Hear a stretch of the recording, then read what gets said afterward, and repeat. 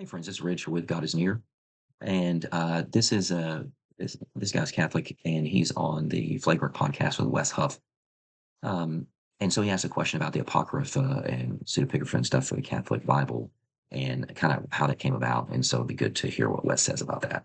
Luther's removal of the Apocrypha from that original canon? Yeah, great question. So he didn't.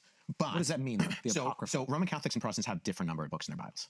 So this is part of why I was in Italy, because we went to Trento in Italy, where the Council of Trent happened, where the Council of Trent was the Counter-Reformation. So 1546 to 1563, I think it was.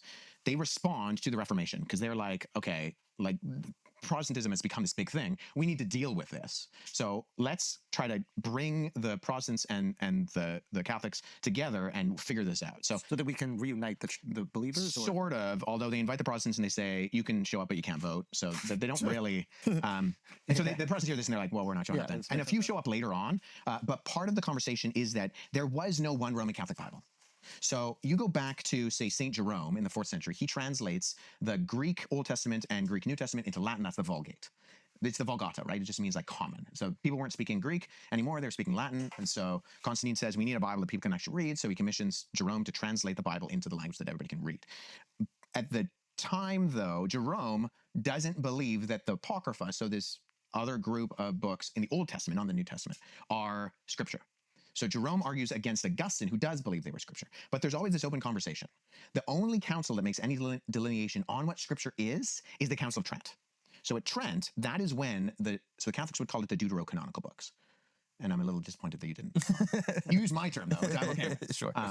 Given a brief little history lesson, it's so great that that's what he studies is ancient biblical texts and stuff related to the Bible. He's a biblical scholar, so he's aware of these different councils and stuff and how the history of the books were formed. So it's very interesting. Because Apocrypha typically means like it's a term for things that are out. Right. I went to Presbyterian school. That's what nice. So the Catholics have 73 books in their Bible. I have 66 in my Bible. The 39 books of the Old Testament that I have in my Old Testament are the same books that the guy that I mentioned before, Josephus, mentions as the books that the Jews consider scripture. Now, he gives a different number, but it's the same number of books. They're just in a different order. So the Jews order them differently. It's the same today. If you buy a Tanakh, the Torah, Nevi'im, and the Ketuvim, what are the books of the Jewish publication, they will have the same books as a Protestant Old Testament. They'll just have them in a different order. So they group the prophets together differently. They don't have 1st and 2nd Kings. They have Kings. They don't have 1st and 2nd Chronicles. Oh, so it's all the same information. It's just the same books, just different. That's fine.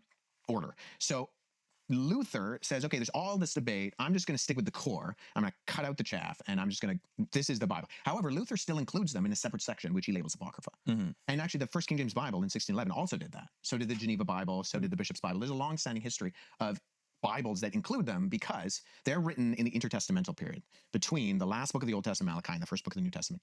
But to say that like Roman Catholics put them in or that Protestants took them out, I think is a little bit messy because there's historical precedence for both lists. But I would say that the strongest evidence, the earliest evidence is for the 66 that us Protestants stuck with. Because we said, what is scripture to the Jews? And so Paul says the oracles of God are entrusted to the Jews. And so guys like Jerome went back to the Jews and he said, okay, how many books do you have?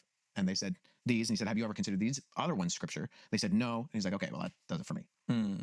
Is it a history related to how things came about?